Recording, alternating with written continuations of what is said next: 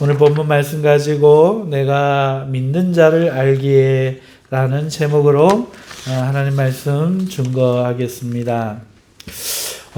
우리는 앞서 디모데후서 1장 8절까지를 통해서 디모데에 대한 인사, 그리고 디모데를 향한 그의 마음, 그리고 그의 시대적 환경, 그리고 그 마음에 지금 어떠한 생각으로 디모데를 보기 원하는가 하는 것을 우리가 살펴보았고, 오늘 나오는 9절부터 12절까지 말씀은 이제 한 5가지 오늘 본문에서 말하고 있습니다.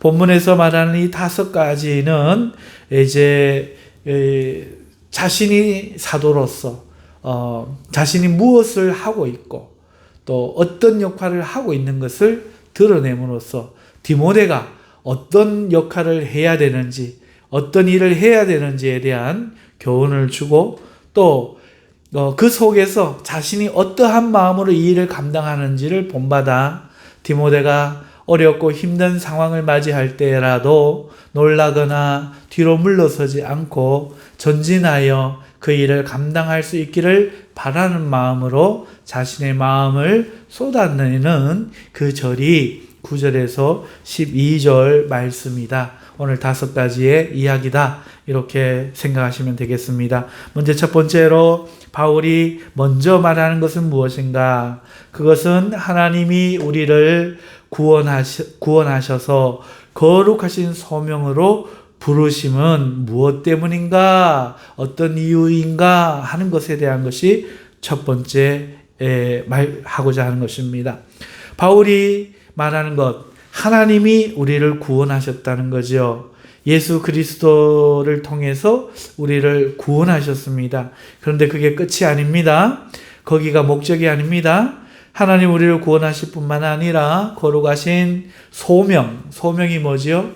다른 말로 사명이라고도 할 수 있습니다. 다른 말로 직분이라고도 할 수 있습니다. 다른 말로 달란트라고도 할 수 있습니다. 다른 말로 하나님을 위해 섬기고 싶은 마음의 열망이라고도 할 수 있습니다. 이름을 어떻게 했든지 간에 누구는 선교사로, 누구는 목사로, 누구는 장로로, 누구는 기도하는 권사로, 누구는 복음을 전하는 전도자로, 누구는 교회를 섬기는 장로로, 그렇게 여러 가지 일들로 하나님께서 구원하셔서 거룩한 소명으로 부르셨다. 이것이 첫 번째 이야기입니다. 외국에 나가면은 특히 제가 외국 동영상을 요새 많이 봐요. 살아보니까 외국에 여행 갈 일이 어쩌면 없을 것도 같다 하는 생각이 들어요. 그래서 외국 동영상을 많이 봐요. 그러면은 오늘 우리의 모습과 비교되는 게 참 많아요. 차이점들이 조금 있어요. 어떤 것은 과거에 우리가 경험했던 것들을 되풀이하는 것도 있고, 그런데 그런 거 말고 우리와는 성격과 문화가 완전히 달라서 우리가 앞으로 시간이 지난다고 해도 경험해 보지 못할 일들이 참 많습니다. 여러모로 재미있는 게 있어요. 하지만 그 중에서도 제가 주목해서 보는 것은 우리나라의 잘못된 점입니다. 과거에 안 그랬으면 괜찮은데 과거에는 우리도 그랬다는 거죠. 무슨 말인가 하면은 외국 아이들은 자라면서 형제들 가운데 자신이 해야 될 일이 무엇인지를 알더라고요. 일을 해라 시키는 부모가 아무도 없어요. 예를 들면은 엄마가 설거지를 하고 엄마가 집 청소를 하고 있으면요, 아이가 그것도 한 3살, 4살, 5살 된 아이가 다가옵니다. 그리고 지도 열심히 도와주고 청소를 하려고 합니다. 우리나라 어머니들은 이때 그 아이가 하는 모습이 저지레로 보입니다. 그래서 하지 마라 그럽니다. 됐어, 이건 엄마 일이야. 하지 마. 왜 그런가 하면 물컵을 치운다고 쏟아버리고 걸레를 갖다가 식탁을 닦고 이래 버리니까 저지레가 돼서 그마던데, 외국 엄마가 그렇게 하지 않는 거예요. 외국 엄마가 하게 놔두는 거죠. 그러면서 그 아이는요, 무엇이 잘못인지 무엇이 옳은지를 스스로 경험을 통해서, 옳고 그름이 주입되는 것이 아니라 경험을 통해서, 자기가 경험하는 것을 통해서 배우는 진취적이고 주동적인, 주체적인 이런 마음을 가질 뿐만 아니라 집에 무엇을 도와야 될지를 스스로 아는 그런 일들이 많았어요. 선진국일수록 그런 그 가르침이 조금 떨어지고 유교적인 그런 우리 문화 속에서도 또 좀 떨어지는 것 같고, 그러나 다른 유럽의 중상위층 이상이 되는 나라에 많은 사람들이 그렇게, 그리고 선진국의 일부의 교육들은 또 그렇게 해나가는 모습을 보면서 조금은 우리나라가 우려가 되었습니다. 고등학교 심지어 대학교까지 자랄 때까지 집안일은 해보지도 않다가 어느 날 시집가면 그 일이 내 몫이 돼버려요. 아버지를 도와줄 줄 모르고 남자 생계를 알지 못하가 장가가면 이제 남자의 역할을 하려고 합니다. 그래서 우리 어머니한테 잘해라, 우리 집에 잘해라. 그게 남자의 역할이 돼버리는 거죠. 이게 참 굉장히 사회적인 고통을 낳는다. 우리는 예전에 안 그랬는데, 그래서 내가 오늘 이 나라의 백성으로, 이 가정의 일원으로서 나의 역할이 무언가, 이거를 잊어버리고 있다는 거죠. 오늘 대한민국의 교회의 성도들이 어쩌면 그런 모습을 가지고 있습니다. 교회에 왔더니 예배만 잘 들으라고 합니다. 뭘 하려고 그러면 나서지 말라고 그럽니다. 그러면서 무엇을 배워야 하는지를 알지 못해요. 무엇이 잘못인지를 깨닫지 못해요. 그러면서 말 잘 듣고 얌전히 앉아있다가 나가기만 하면, 교회가 의무사항을 정해주는 것을 잘 수행만 하면 최고의 성도들이라고 그 이름을 길이 세웠습니다. 그러다 보니까 사회적으로는 힘없는 교회, 맥 빠진 교회, 그런 남자들이 되어버렸어요. 여성들이 결혼하기를 기피하는 그런 교회가 되는 모습. 세상에서 아무런 능력을 발휘하지 못하는 것도 이런 이유가 있지 않는가. 구원받는 것만 집중하지, 구원을 향한 목적만 집중을 하지, 성도로서 하나님이 구원시켜서 어떻게, 무엇을 위해, 뭐 하라고 나를 부르셨는가, 이거에 대한 은사가 없어서, 당신의 성령의 은사가 뭡니까 하면 모르는 사람들이 태반이더라고요. 그래서 이것이 좀 안타까운 현실이다. 한국 사회뿐만 아니라 이거는 교회 안에도 많이 안타까운 뜻이다. 안타까운 현상이다. 그런데 사도 바울은 오늘 디모데를 향해서 이것을 분명히 이야기한다는 거죠. 하나님 우리를 구원하사 거룩한 소명으로 부르셨다 라고 말씀하면서 이 이유가 무엇인가 이렇게 말하고 있는데, 첫 번째가 오직 자기 뜻이다 하는 거예요. 하나님 자기란 말이죠. 하나님 뜻이다. 우리가 뭐 하고 싶습니다 이게 없다는 거예요. 하나님의 뜻으로 우리에게 각자 소명을 주셨다 하는 것이죠. 두 번째는 영원전부터 그것을 작정하셨다 하는 것입니다. 세 번째는 그리스도 예수 안에서 이것은 주신 은혜로 하신 거다. 그러니까 의무가 아니라는 거죠. 하나님의 은혜로 이렇게 하셨다 하는 것이 오늘 9절에 나타난 대로 세 가지 하나님이 우리를 소명으로 부르신, 그 소명으로 부르신 이유다 하는 것입니다. 두 번째 바울 사도가 말하는 것은 이 은혜가 어떻게 해서 성취되었는가 하는 것을 말하는데, 실제로 예수 그리스도가 우리의 구주가 되기 위해 나타나셨다 이렇게 말합니다. 이제는 우리 구주 그리스도 예수의 나타나심으로 이제는 나타났다는 거죠. 지금 현재 예수 그리스도가 그 예루살렘의 이스라엘 땅에 나타나셨고, 그리고 부활 승천하신 우리의 구주가 되셨다. 이제는 나타나셨다. 하나님의 그 은혜가 우리를 거룩하심으로 부르기 위하여 이렇게 실제로 예언된 대로 성취되셨다 하는 거죠. 그리고 그는 자신이 십자가를 지심으로 우리의 사망을 패하셨다 말하고 있습니다. 이렇게 성취됐다는 거죠. 오직 자기의 뜻과 이제는 우리 구주 그리스도 예수의 나타나심으로 말미암아 나타났으니 그는 사망을 패하시고 사망을 패하시고 하는 이 말이 이런 뜻입니다. 그가 자신의 죽음으로 십자가를 지심으로 우리의 사망을 패하셨다 하는 것이죠. 그리고 복음으로서 생명과 썩지 아니할 것을 드러내신지라. 말이 좀 어려워서 이렇게 좀 의역할 필요가 있어요. 이 말을 다르게 표현하면 기쁜 소식인 영생을 드러내셨다. 육신의 일을 이루신 게 아니라 기쁜 복음인 우리에게 필요한 영적인 영원한 생명의 현실들, 능력들, 그런 것들을 드러내셨다 하는 것이 바울이 두 번째 이야기하는 거죠. 그러니까 첫 번째는 하나님이 우리를 구원하셔서 거룩한 소명으로 부르신 이유는 우리에게서 난 것, 우리의 행위 때문이나 자격, 능력, 탤런트 때문이 아니고 하나님이 영원전부터 그것조차도 계획하시고 자기 뜻대로 우리를 그렇게 쓰기를 기뻐하셔서 했는데 이거는 그리스도 예수 안에 있는 은혜로 주어지는 것이고, 그리고 그것을 이루기 위하여 예수가 이제는 어떻게 성취되는가 보면 실제로 나타나셔서 십자가를 지시고 사망을 패하시고 그리고 영적인 것들을 드러내어 우리에게 기쁜 소식이 되어 주셨다, 이렇게 말하는 것이 두 번째입니다. 세 번째 바울이 말하는 것은 자신이 무엇을 하는 자인지에 대해서 이야기하죠. 이런 사실을 두고 11절에 내가 이 복음을 위하여 선포자와 사도와 교사로 세우심을 입었노라. 그러니까 이 일에 내가 어떤 상관관계가 있느냐, 내가 이 일과 관련해서 어떤 일을 하고 있느냐. 첫 번째는 자신이 선포자, 이 복음을 선포하는 자로 세움을 입었다. 선포자는 무엇입니까? 듣든지 듣지 않든지 그냥 선포하고 다니는 사람이요. 발에 묻은 먼지를 털어버리고 안 들으면 나오면 그만이고, 영접하면 들어가서 그 집에 예수의 이름으로 세례를 주고 하나님의 성령이 그에게 임하시기를 기도하여 주면 그가 성령을 받고 거듭나는 것입니다. 옥중에서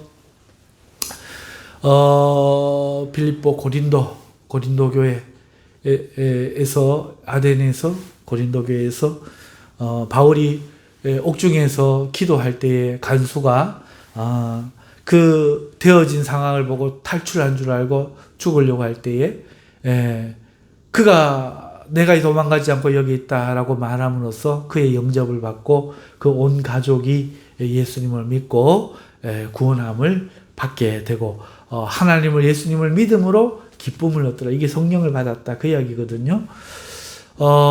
성령을 받으면요, 죄사함을 받고 성령을 받으면요, 누구나 일어나는 현상이 있습니다. 현상이 뭔가 하면 죄에 대한 회개가 있고 그 다음에 기쁨을 얻는다는 것이죠.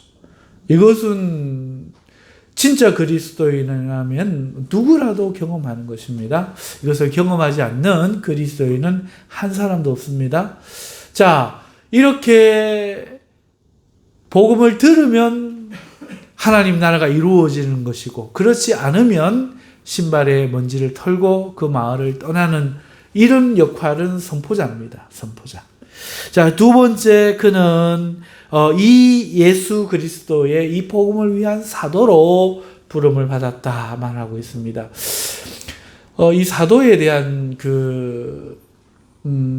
견해 때문에 혼란을 겪는 학자들도 있고, 목사님들이 이 사도에 대한 설교를 못 하시는 분도 더러 있고, 성도들이 질문을 하면 곤란해하는 경우도 있는데, 잠깐만 짚을게요. 여러분 사도가 뭡니까? 제자와 사도는 다릅니다. 예수님 당시에 제자들이 많이 있었죠. 120 성도들, 제자들이 모여도 있었고, 제자는 상당히 다수입니다. 무리, 예수님을 따르는 무리는 제자가 아닙니다. 무리와 제자는 또 다릅니다. 무리는 언제 변절하여서 예수님을 죽일지도 모릅니다. 그런데 이 제자는 그렇지 않습니다. 죽음을 각오하고 예수님께 부르심을 받은, 예수님이 직접 제자로 세우신 사람들입니다. 하지만 이 제자도 배신자는 있습니다. 배신하는 자는 있습니다. 집사도 배신을 합니다.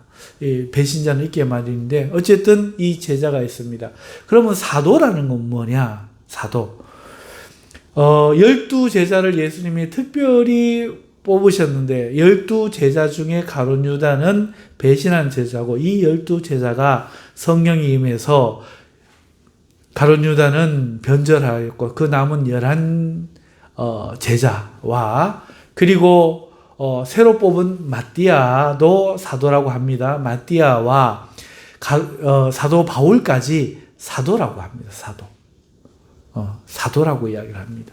이 사도라고 하는 것은 12사도라고 우리가 흔히 이야기를 하는데, 그래서 제자와는 조금 다른 겁니다. 그럼 어떻게 다르냐? 이스라엘 나라에는 12지파가 있었습니다. 그래서 그 지파가 하나님 나라의 기초이며 골격이며 상징이었습니다. 그러면 새로 온 하나님의 나라, 예수 그리스도로 온 신약의 새로운 하나님의 나라도 이런 지파가 있어야 되는데, 그것이 바로 이 12사도입니다. 그러니까 12지파라는 얘기가 아니고 12지파를 상징하는 이스라엘에서도 버려지는 한 사람을 빼고 11지파의 이스라엘과 이방인 지파를 대표하는 사도 바울을 통해서 하나님께서는 하나님 나라를 삼으신다 하는 상징적인 그런 의미입니다. 자, 이래서 오늘 우리 이방인들이 사도 바울을 통해서 그렇게 유대인의, 그러니까 11가지의 접붙임을 받는 그런 한 가지가 되는 그런 비유를 로마서에서 바울이 하는 이유도 이것 때문입니다. 접붙임을 받은 겁니다. 그 일을 위한 이방인의 사도로, 내가 예수 그리스도의 사도로 세움을 받았다. 이 복음과 관련되어서 선포하는 자이면서, 그러니까 전도자겠죠. 선포자겠죠. 그러면서도 나는 또한 이방인의 예수 그리스도의 사도다. 세 번째는 이 복음을 가르치는 교사로 세움을 입었다. 그래서 복음이 뭔지 이렇게 서신서들을 통해서 오늘 우리를 가르치는 교사가 되었기 때문에 선포자이면서 동시에 설교자이기도 했고, 말씀을 가르치고 제자를 길러내는 선생님이기도 했다 하는 것이죠. 그러면서 이제 그 믿음의 아들 디모데가 속사도로서 오늘 이 이방인의 교회 가운데서 여전히 복음을 선포하는 선포자의 사명을 감당하며 예수 그리스도의 속사도로서 그 기초를 든든히 하는 일을 감당하며 복음을 가르치는 교사의 업무에 보다 많은 시간을 보내는 이런 현재 진행형의 그 디모데를 향한 그 비전을 제시하고 있는 것입니다. 그리고 바울이 네 번째 말하는 것은 이 복음을 위하여 세움을 입은 결과가 무엇인지 말하고 있는데, 12절 이로 말미암아 내가 또 이 고난을 받되 부끄러워하지 아니함은, 여러분, 이런 복음을 위하여 선포자요 사도요 교사로 세움을 받았더니 닥치는 게 뭡니까? 고난이었다는 거죠. 예. 선포자가 되고 사도가 되고 교사가 되었더니 오늘 이 고난이 왔다. 예수님을 열심히 믿었더니, 헌금을 열심히 했더니 가난해졌다. 병들었다. 가정이 파괴가 되었다. 불구자가 되었다. 옥에 갇혀서 범죄자가 되었다. 예수님을 잘 믿었더니 그랬다 하면은 여러분, 우리가 어떻게 생각하겠습니까?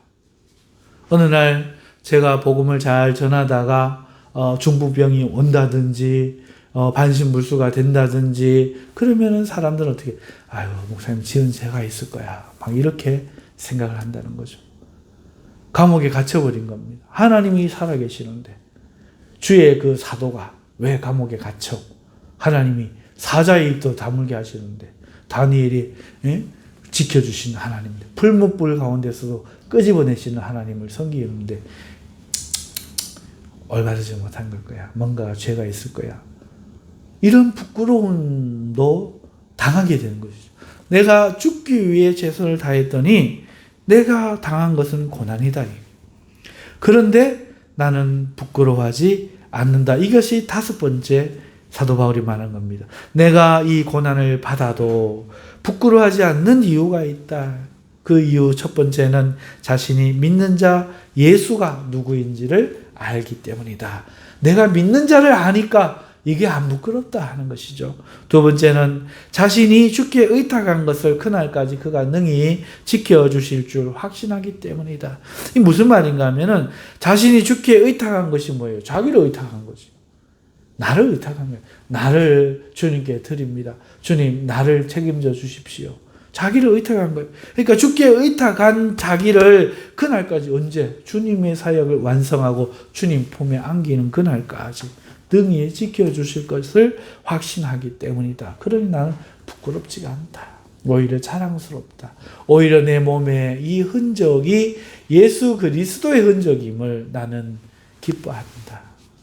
오늘 나와 같이 갇힌 자 된 것 외에는 너희들도 다 그와 같기를 원한다. 사도 바울은 이렇게 오히려 주님을 향하여 상처가 나며, 주님을 향하여 고난받으며, 주님을 향하여 비방받으며, 주님을 향하여 인하여 자신이 슬픔을 당하며 오히려 기뻐하고 즐거운 마음을 가졌다, 이렇게 말함으로써 오늘 자신이 얼마 남지 않은 이 순교의 그 짧은 생애 뒤에 닥쳐올 디모데의 영적인 충격과 심리적인 충격과 그리고 앞으로 자신의 삶의 사역에 대한 그 결과에 대한 두려움 앞에서 디모데가 힘을 내고 용기를 내고 자신이 없어도 오히려 더 큰, 자기보다 더 큰 나무가 되고 더 큰 교부가 되고 더 큰 능력자가 되어서 사명을 잘 감당할 수 있기를 바라는 마음으로 이렇게 메시지를 주고 있는 것입니다. 오늘 그 부분을 우리가 살펴보았습니다. 그렇다면 오늘 우리가 한두 가지 또 생각해 보고 싶은 것을 저는 뽑아보고 이렇게 여러분들에게 권면을 합니다. 첫 번째 제가 생각해 보고 싶은 것은 이것입니다. 우리는 그러면 바울처럼 자신의 소명이 무엇인지 의식하고 살아가고 있는가 하는 것입니다. 오늘 바울에 의하면 구원하심이 목적이 아니라는 거죠. 구원하셔서 거룩한 소명으로 우리를 부르신 거란 겁니다. 가정에 태어나면 그 태어난 삶에 목적이 있는 것이죠. 여러분, 구원이 우리의 목적이 아니라면 오늘 우리의 신앙은 이것을 점검해 봐야 됩니다. 혹여 우리가 구원받는 것에만 내 신앙의 목적을 두고 있지 않는가? 구원에서 떨어지지 않고 끝까지 잘 믿어서 구원받는 것. 그렇다면 뭔가 이 사도 바울의 성경의 가르침과 우리가 조금이 아닌 것 같아요. 제가 볼 때는 상당히 많은 큰 부분이 좀 달라요. 그리고 오늘 우리 신앙의 내용이 구원에만 한정되어 있지 않는가. 그래서는 안 된다는 거죠. 여러분, 아이가 이 땅에 태어나는 것이 출생의 목적일까요? 엄마 아빠의 아들 내가 태어났어. 할렐루야. 그리고는 엄마 아빠 그래 할렐루야. 설마 이런 가정은 없겠죠. 태어나면 그때부터 시작이죠. 그렇다면 구원받으면 우리도 그때부터 시작인 것입니다. 태어난 후에는 부모의 관심이 사라지는 게 아니죠. 그 후에 이 아이가 어떻게 자라고 어떤 사람이 되고 어떤 위대한 일을 할 것인지가 관심의 대상이 되고 목적이 되는 것이죠. 얼마나 훌륭한 사람이 되는가, 얼마나 위대한 사람이 될 건가, 아니면 짐승같이 살 건가, 배부른 돼지로 살 건가, 아니면 이완용 같은 배신자가 될 건가, 빌라도 같은 예수님을 팔아넘긴 자가 될 건가, 어떻게 살 건가, 이게 중요하지 이게 안 중요하지 않다는, 태어났다 할렐루야 끝, 이게 아니라는 거죠. 예수님을 믿었다 구원받았다 끝, 이게 아니라는 겁니다. 그렇다면 그리스도인으로 어떻게 살아야 되는가? 오늘 우리가 이 세상에서 태어난 그 아이가 삶의 목적이 없다, 뭐가 되고 싶은 게 없고, 그럼 우리는 뭐라고 이야기합니까? 방탕하라고 이야기하죠. 방탕한 아이다. 삶의 목적이 있고 삶의 기준을 세워서 되고 싶은 사람이 있고 그 뜻을 향해 살아갈 때에 우리를 그런 사람을 존경할 만한 사람, 살아있는 사람이라고 말합니다. 그저 한 사람 태어났으니 노세 젊어서 노세, 먹고 노세, 즐기고 노세. 이거는 아니라는 거죠. 이거는 짐승과 다를 바 없고 사람이라고 말하기가 부끄러운 것입니다. 한 세상 태어났으면 적어도 착한 사람이다 이런 소리를 듣는 걸 목적으로 살아서는 안 됩니다. 법 없이도 살 사람이다. 이런 소리를 목적으로 듣는 걸 목적으로 살아서는 안 된다는 거죠. 적어도 댐이 무너진 것을 손으로 막고 그 일생을 다했던 그 아이의 그런 임기응변적인 행동보다는 뭔가 더 가치 있는 그런 삶을 살아야 되죠. 그래서 유관순 누나는 그렇게 독립만세를 외쳤겠죠. 안중근 의사는 그렇게 도시락 폭탄을 던졌을 겁니다. 여러분, 윤몽길 의사는, 죄송합니다. 가끔가다 그래요, 요새 제가. 이 땅에 태어나서 적어도 내가 되고 싶은 꿈이 있어야 되겠죠. 어떤 사람이 되고 싶은 목적이 있어요. 그런데 왜 신앙에는 그것이 없을까요? 왜 교회 잘 다니는 게 최고의 목적일까요? 이것은 참으로 안타까운 일입니다. 구원만 받으면 되는 게 아니라는 거죠. 하나님이 우리를 거룩한 소명으로 부르시고 계신다라고 분명하게 사도 바울이 특히 우리를 대표하는 이방인의 사도가 분명하게 이렇게 글로 한 군데다가 아니고 여러 군데다가 기록해 놓았다는 거죠. 그러면 우리는 무엇을? 그렇습니다. 예수 믿은 것을 붙잡고 나는 예수 믿는 사람이야 라고 말하면서 예수 믿으면 구원받아. 이걸 목적으로 살아서는 안 된다는 거죠. 예수를 믿었으니 태어났으니 이제 이 영적인 세계에서 나는 어떤 꽃이 될 건가? 나는 어떤 나무가 될 건가? 어떤 향기를 피울 건가? 어떤 열매를 맺을 건가? 하는 것을 우리 스스로가 결정을 해야 되겠죠. 하지만 그것은 하나님의 뜻에 의해 이미 결정났다는 겁니다. 하나님이 이미 태초부터 영원 전부터 그것을 작정하시면서 우리에게 가장 맞는 것을 이미 준비해 두셨어요. 이미 부르시고 계십니다. 그러면 무엇이 문제입니까? 우리의 마음이 문제죠.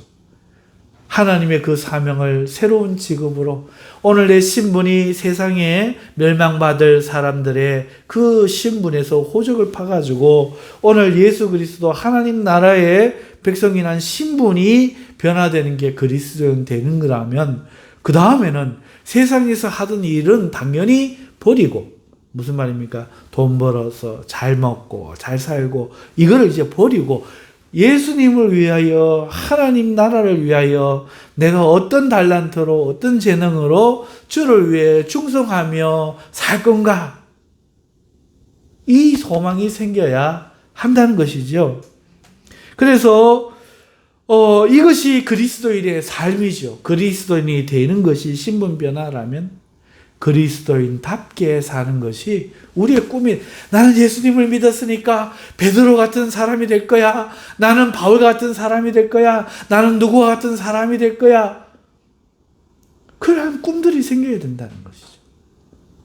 나는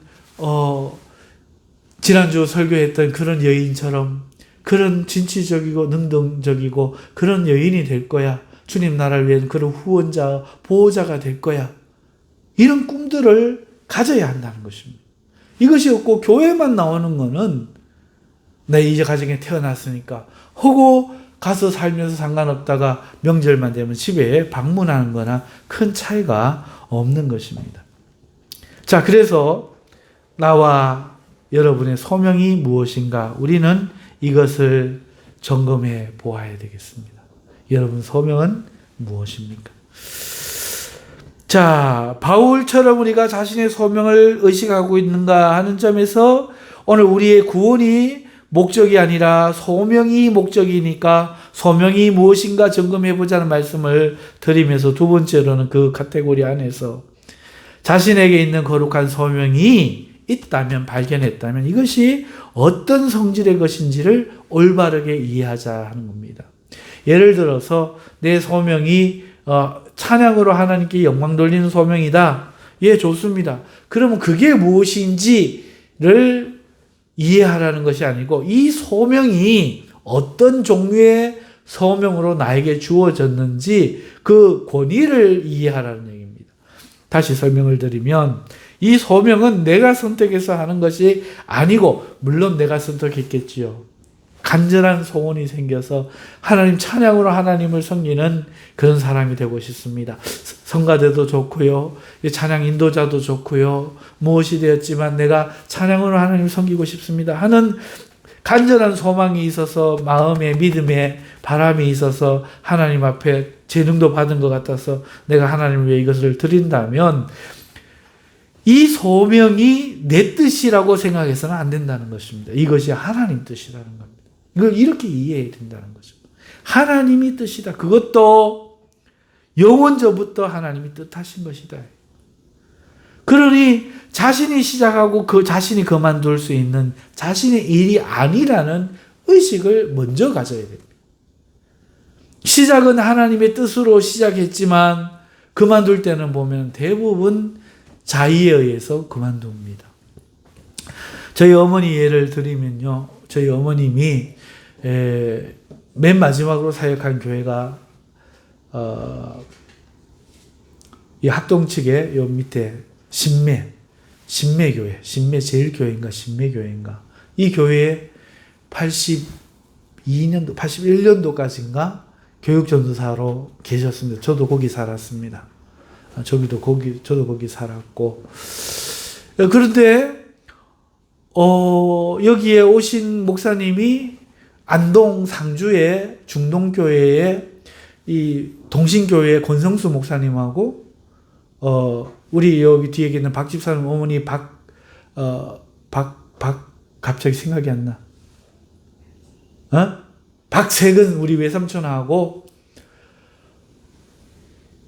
동기예요. 그런데 여기 안 목사님하고 아무튼 세 분이 같은 교회에서 자라면서 저희 할머님이 그 아이들을, 그러니까 지금은 뭐 다 목사님도 되시고 돌아가셨고 이미 뭐 그런 분도 계시고 하지만은 이분들을 집에 주일날 오면은 밥에 먹이고 우리 할머니 집에서 놀고 그러셨던 그런 분들인데 고신에 있던 분이 합동으로 오신 거예요. 그때는 그게 굉장히 부끄러운 일이었어요. 왜냐하면은 합동과 통합은 창녀촌과 비슷하거든요. 배신자예요. 배신자의 집단. 예수님을 믿어야 되는데 예수님을 배신하고 신사참배를 한 거예요. 신사참배를 하면서 신사참배해도 죄가 아니다 이렇게 가르친 아주 막대먹은 집단이 이 통합교단, 합동교단이거든요. 그런데 고시는 순교하면서도 안 했고요. 우리 합동과 통합은 그러니까 이런 교단으로 온다는 것 자체가 굉장히 부끄러운 일입니다만은 시간이 지나고 물론 회개는 안 했어요. 통합은 이제 거기에서 한술 더 떠서 WCC 예수 그리스도 외에도 구원의 길은 있다. 다양한 방법으로 구원을 받는다. 이래갖고 아프리카 추장도 우리 한국의 무당도 스님도 천주교의 신부도 다 모여갖고 같이 얘기합니다. 완전 하나님 나라를 더럽히는 거죠. 그러니까 몸을 판 것도 모자라서 이제 여러 남편을 두고 본 남편을 욕보이고 있는 이제 그런 그 형국인데, 그래도 그 후에 목사님 되신 분들이 이게 잘못됐다. 우리가 그 과거에 그렇게 배신하고 신사참배했던 것은 잘못이다 하고 회개하죠. 그 교회에서도 새로 믿는 사람이 등록하고 이 교회에서도 새로운 목사들이 나니까요. 그래서 고신 측에서 이제 교류를 하기 시작하는 거예요. 고신 측 그래 너희들 위에 그 조상 대가리들이 그렇게 했지 너희들이 무슨 또 그걸까지 짊어져야 되겠노? 하고 예수님 믿는 사람이 그렇잖아요. 잘못을 해도 용서할 마음을 가지잖아요. 그래서 그렇게 교류는 시작했지만 필요한 거는 이 합동이 회개하는 거죠. 교단 차원에서. 우리는 몇 해 전에 출생부터 그렇게 하나님께 죄를 범했던 사람들이고, 우리의 죄는 아니지만, 그 느헤미야가 조상의 죄를 대신 회개했던 것처럼 우리 교단의 죄를 회개합니다 라고 해야 되는 거죠. 그래서 고신과 합동은 이 설교 강단이 서로 교류가 일어나요. 합동 목사님이 교신에 가서 설교도 하고, 고신 목사님이 합동에도 오고, 합동이 그 대신이나 백석교단 가서 설교도 합니다만은 통합하고는 안 합니다. 왜? 완전히 저걸 했으니까요. 예수 그리스도 외에도 구원이 있다. 이러고 부산 WC 총회에서는 그것을 죄라고 말하는 목사님을 무슨 교회죠? 김사만 목사? 무슨 교회죠? 예? 예? 명성교회. 전도사들이, 집사들이, 장로들이 와서 모든 사람들이 보는 앞에서 구두발로 짓밟았죠. 그 영상이 있습니다.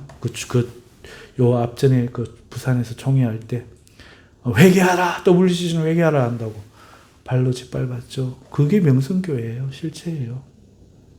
사랑 이야기하고, 미국 이야기하고, 자본 이야기, 예수 그리스도 말하는데, 여러분 예수 그리스도 말하면 다 옳습니까? 그러니까 이런 교단에 오신 거예요. 우리 어머님이 고신 대구 침산 제일교회인가 침산 동부교회인가 거기 계시다가 밤에 잡혀가지고 이 목사님한테 잡혀갖고 오셔가지고 그렇게 눈물로 사정을 하니 어쩌지 못해서 사역을 시작하셨는데, 사모님이 의처증이라 그래 늘 저거하고 하니까 목사님도 말만 그랬지 막상 오니까 그 아파트 신매일 개발되기 전에 고산 거기에만 몇 층 아파트 건물 있고 근데 그 신방을 가면은 그래도 여러 곳을 올라다니고 신방을 하고 그런 괴로움을 당했나 봐요. 그래서 도저히 안 되겠다 싶어가지고 그 전도사 일을 내려놓고, 나는 이제 죽으면 죽었지 전도사 일 안 한다 내려놓고 고령에 땅을 사갖고 가서 거기서 벌도 먹이고 또 가수원을 사갖고 거기서 지어갖고 돼지도 먹이고 했어요. 그리고는 어느 해인가 84년도인가 1월달 구정인지 그 동네에 사는 어머님이 권씨였는데 권씨 어른이 와서 토정비계를 봐주더니 용이 되어서 승천한다고 12월 달에 그러더니 12월 달에 교통사고로 서부정류장에서 트럭에 깔려 죽었어요. 어머님이 오토바이 시동 걸고 돈은 어머님이 손대면 쪽쪽 마이너스야. 이거 완전히 마이너스 손도 아니고, 돼지를 키우면 돼지가 머리가 500원. 옛날에 돼지 파동 기억나시죠? 어머니가 좀 노사 일해서 그래요. 그만둬서 그래. 개 키우면 개가 88 올림픽 유치돼가지고 개가 300만 원이 개가 3만 원하고 이런 역사가 일어나더라고요. 자, 그러더니 꿀도 안 되고 빚은 내갖고 시작을 했는데, 선교사들 키울 거라고 시작했는데, 그거 이자 못 갖다 주니까 윤신혜 집사님한테 그 이자 갖다 준다고 가지고 오토바이 타고 오다가 서부정장에서 트럭이 옷깃을 탁 걸어가지고 그 밑에 타이어 밑에 떨어져가지고 그대로 밟고 지나가 버렸어요. 여러분, 저는 그 생각을 많이 했습니다. 하나님 왜 그렇게 하셨을까? 어머님이 무슨 중한 죄를 지었을까? 여러분 어떻게 생각하세요? 여러분 그런 일 안 당하실 것 같아요? 예, 거의 잘 안 당해요. 그런데 당하는 길이 있습니다. 저는 그걸 깨달았어요. 바로 사명을 저버리는 길이. 나 같은 죄인 왜 구원하셨겠냐? 사명 주시려고, 예수 그리스도를 증거하려고, 하나님 나라의 복음을 전하려고 해요. 죄 짓는 것보다 무서운 게 아니에요. 죄 지은 거는 회개하면 돼. 하나님의 일을 하지 않는 거. 또 다르게 이야기하면 하나님 나라의 일을 방해하는 거. 이게 얼마나 무서운 죄예요. 가만 생각해 보세요. 하나님 입장에서. 그렇죠? 어머님이 이걸 몰랐던 거예요. 그래서 그 사명을 감당하지 않고 내가 돈만 벌어서 선교사 후원하고 신학생들 길러내면 그게 하나님인 줄 착각합니다. 하나님 그런 거 능력이 안 돼서 못 하시는 게 아니에요. 내가 너를 불렀다. 내가 너를 세웠다. 내가 너를 통해서 영광 받기를 원한다 하고 하나님의 거룩하신 사명을 줬는데 그 사명을 감당하지 않는 것, 그게 무서운 죄라는 거죠. 이 사명은 하나님의 뜻이라는 거예요. 영원전부터 작정되어 있습니다. 우리의 재능에 달려있는 게 아닙니다. 그러므로 이것을 시작하고 그만둘 수 있는 게 내 결정일 수 없는 겁니다. 그런데 오늘 우리는 우리의 감정 때문에 목회를 하다가 아유 진절머리 난다 이러고 그만둬 버리는 거예요.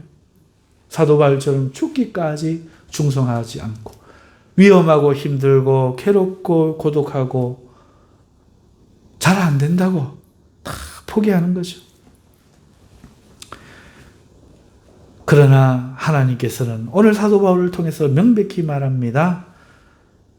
우리를 구원하셔서 거룩하신 소명으로 우리를 부르셨다고. 이렇게 생각해야 돼요. 이게 성경의 뜻입니다. 나의 소명은 목사가 안수 안 했다고 해서 목사처럼 성직으로 세상이 인정 안 해준다고 해서 내가 아무 때나 하다가 아무 때나 그만두고 이러는 게 아니라는 거죠. 하나님은 각자 모두에게 구원하셔서 거룩하신 소명으로 불러 하나님의 기쁘신 일을 맡기기를 바랍니다. 찬양이 되었든 교회 화장실 청소가 되었든 무엇이었든지 이게 없는 사람은 잉여인과 같은 나이 30이 되고 40이 되어도 집에서 뒹굴 자면서 아무것도 안 하면서 사랑하는 성도 여러분, 그러므로 오늘 우리는 이것을 점검해야 됩니다. 첫 번째 메시지입니다. 하나님이 오늘 우리에게 원하시는 그 일에 대하여 바울처럼 우리는 그 바울이 그러했듯이 자신의 소명을 의식하고 있는가? 그 의식은 첫 번째, 구원하심이 우리의 목적이 아니라 소명이 우리의 목적이다. 나의 소명을 점검하자. 두 번째는 그 소명은 내 뜻이 아니고 하나님이 주신 하나님의 뜻이요 하나님이 세운 것이다 하는 것을 말씀을 드렸습니다. 자, 두 번째 드릴 말씀은 이 거룩한 소명을 다하다가 우리가 어떤 결과를 만나는가 하는 겁니다. 위기를 만난다는 거죠. 하나님의 소명인데 선교의 꿈을 가지고 가려고 하는데 길이 쫙 펼쳐지면 하나님 뜻이고 막히면 하나님 뜻이 아닌갑다 이렇게 생각하지만 사도 바울은 계속 막혔어요.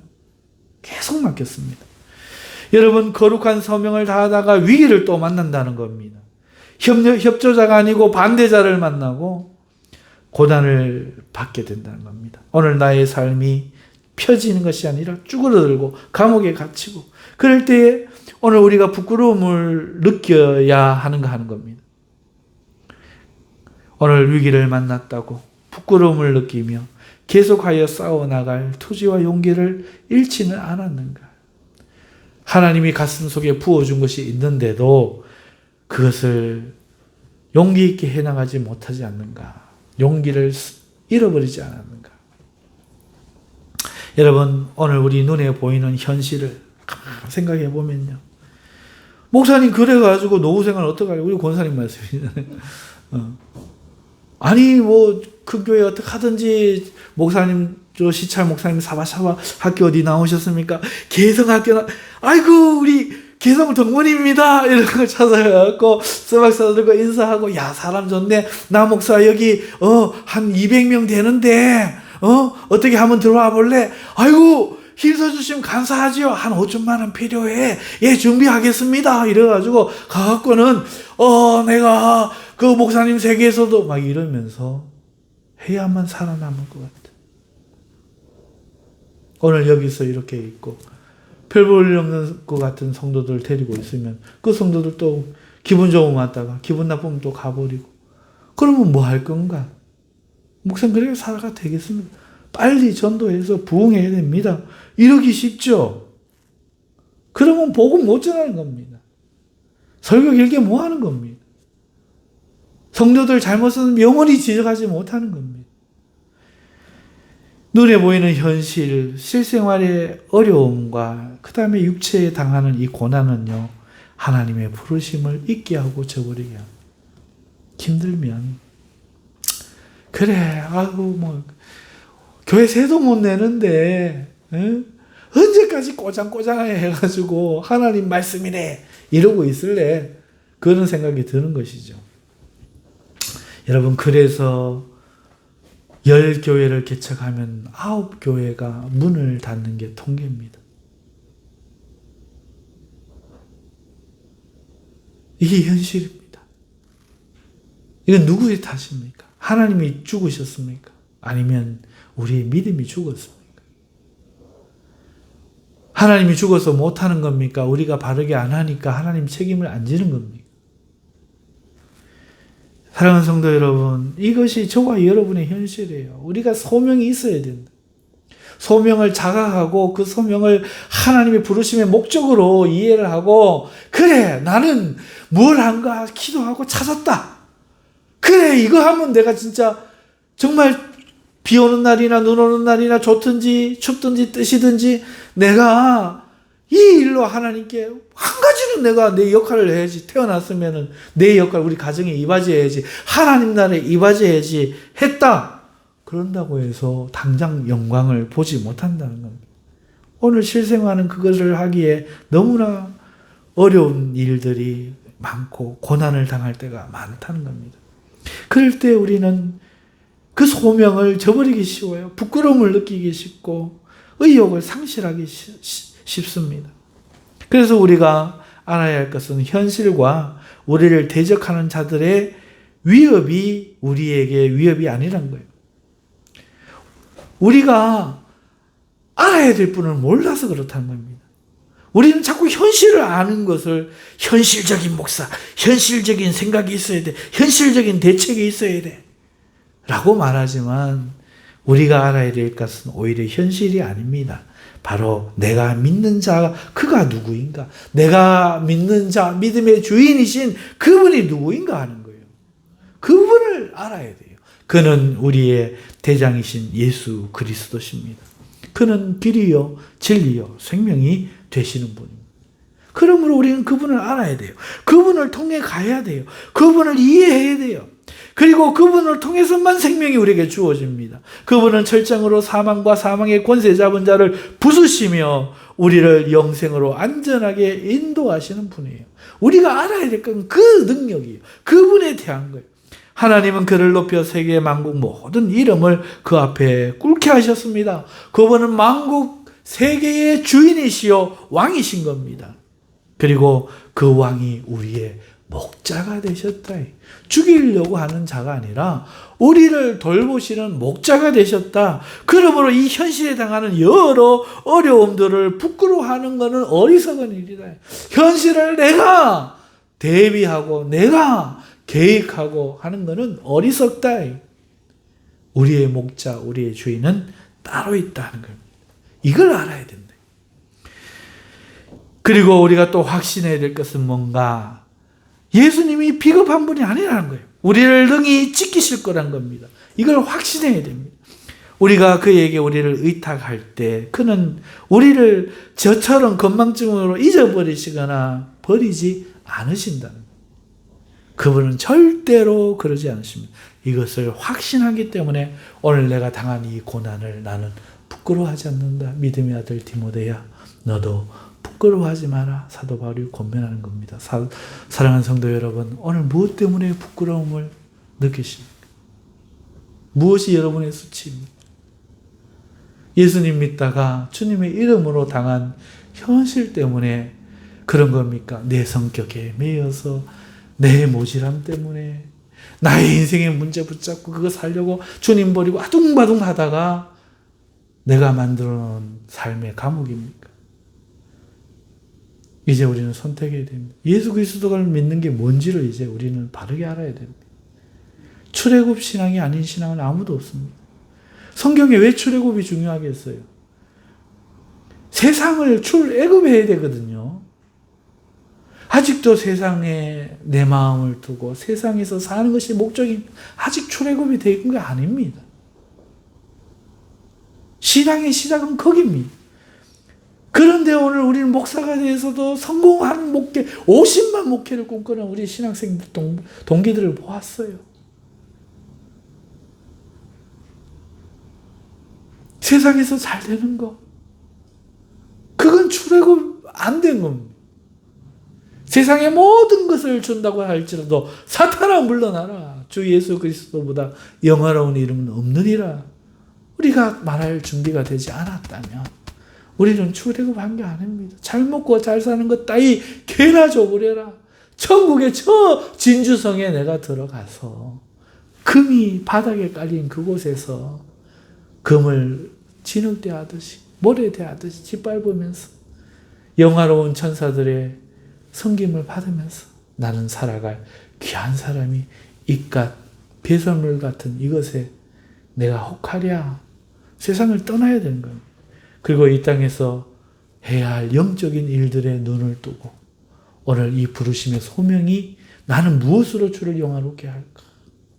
그 일에 대해서 우리가 인식하고 점검하고 그렇게 나가실 수 있기를 주님의 이름으로 축원합니다. 기도하겠습니다. 하나님 아버지 감사합니다. 오늘 주님 앞에 저희들 점검해 보기를 간절히 원합니다. 하나님 아버지여, 우리 땅에서 살면서 자신의 일에 대하여 하나님 아버지 앞에 슬픈 마음을 가지고 나오면 우리 주님 받아주시는 줄 믿습니다. 하나님 위에 계신 좋은 친구이신 우리 예수님이 우리를 인도하여 하나님의 사도 바울의 이 고백과 같이 우리도 오직 이 거룩하신 하나님의 부르심에 반응하며 하나님 나라의 기쁨이 되며 아버지여 주님을 아버지 인하여 이 세상에 받는 고난을 부끄러워하지 아니하고 오직 사랑과 기쁨이 되어서 주를 섬기는 우리 모두가 되어서 주님 앞에 서는 그날에 착하고 충성된 종이라 주님이 반가이 맞아 안아주시는 복된 우리들 될 수 있도록 축복해 주시옵소서. 감사하며 예수님의 이름으로 기도하옵나이다. 아멘.